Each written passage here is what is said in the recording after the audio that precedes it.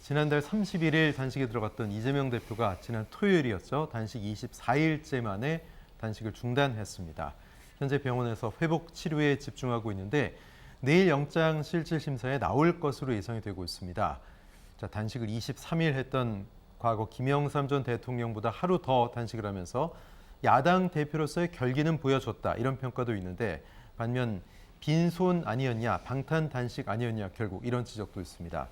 장 소장님, 어떻게 평가하십니까? 앵커께서 정확히 설명을 해주셨고요. 저는 명분도, 실리도, 건강도 잃은 빈손 단식이었다, 이렇게 말씀드리고 싶어요.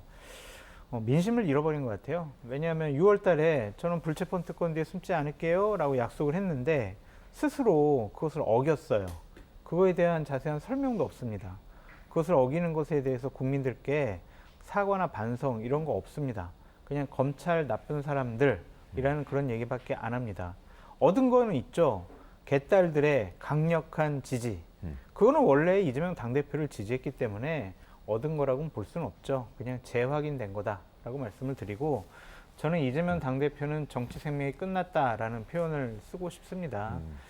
이번에 체포동의안이 민주당 의원들의 이탈표를 통해서 가결이 됐잖아요. 민주당 내로부터 불신임 당한 거예요.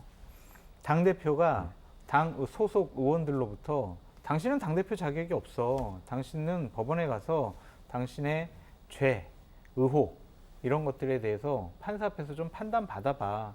우리는 당신이 부결해달라고 호소하고 또 부결해달라고 구걸을 했지만 당신 말 따르지 않을 거야 라고 거부한 겁니다. 그런 당대표가 어떻게 강력한 리더십을 발휘할 수 있겠습니까?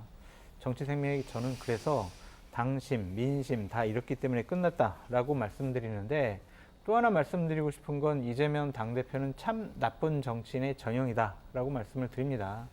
옛날에 야당 지도자들이 단식을 할 때는 최소한의 명분들이 있었어요. 네. 하지만 이번에는 본인이 SNS상에 자기 고백했던 것처럼 저요 정말 감옥 가기 싫어요. 저 구속당하기 싫어요. 그러니까 제발 체포동의안 부결시켜 주세요.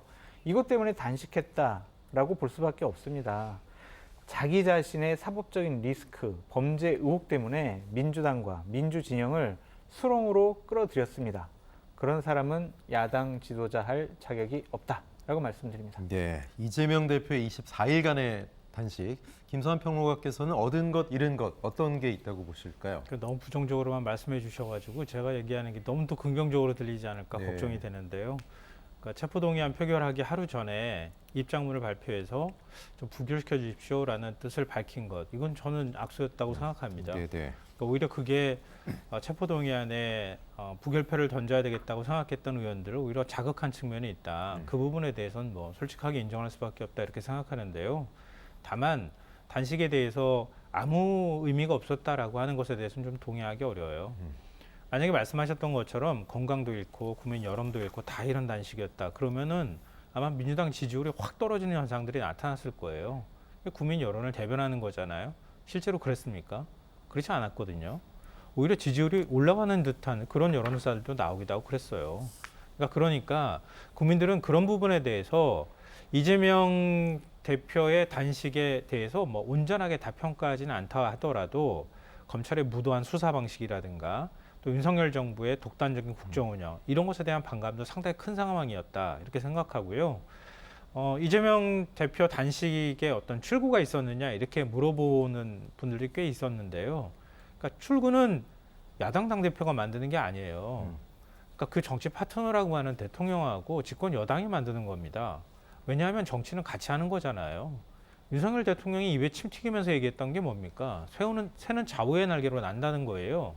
근데 왼쪽 날개 끊고 지금 오른쪽 날개로 날 수 있다고 주장하는 거나 다름이 없는 거잖아요. 네. 같이 난다면서요. 같이 날아야 된다면서요. 근데 야당 당대표가 24일 동안 단식할 동안에 집권 여당 대표나 아니면 대통령을 대신한 누군가가 한 명이라도 가가지고 자, 정치 같이 해봅시다, 이런 말이라도 한번 건네봤습니까? 그러니까 윤석열 정부의 퇴행은 퇴행대로 그렇다 치더라도 진짜 비정한 정권이다. 진짜 나쁜 정권이다. 이런 얘기를 저도 안 할 수가 없습니다. 김성환 네. 평론가님, 다른 것이 아니라 구속당하기 싫다고 체포동의안 부결시켜달라고 하는 그런 단식에 왜 대통령실에서 왜 여당 당대표가 왜 찾아갑니까? 아니 다른 어떤 명분을 내세웠어야죠. 본인 고백한 거 아니에요, 결국에는. 다른 명분 내세웠잖아요. 아니, 그건 내세웠지만 실현되지 않을 그런 요구사항이었잖아요. 왜 실현되지 않는다고 생각해요? 받아들이면 되는 거 아니에요? 그걸 어떻게 받아들여요? 왜 못 받아들여요? 윤석열 대통령이 그걸 받아들일 사람이라고 생각을 하세요? 그러니까 무도한 대통령이죠. 네. 아니, 그 그러니까 참 차원은 나쁜 떠나서. 대통령이죠. 아니, 그러니까 그런 차원의 이제 평가로서 떠나서 네, 알겠습니다. 받아들이지 않을 조건들을 내세우면서 나 단식하니까 너희들 왜 안 찾아와? 너희들 나빠.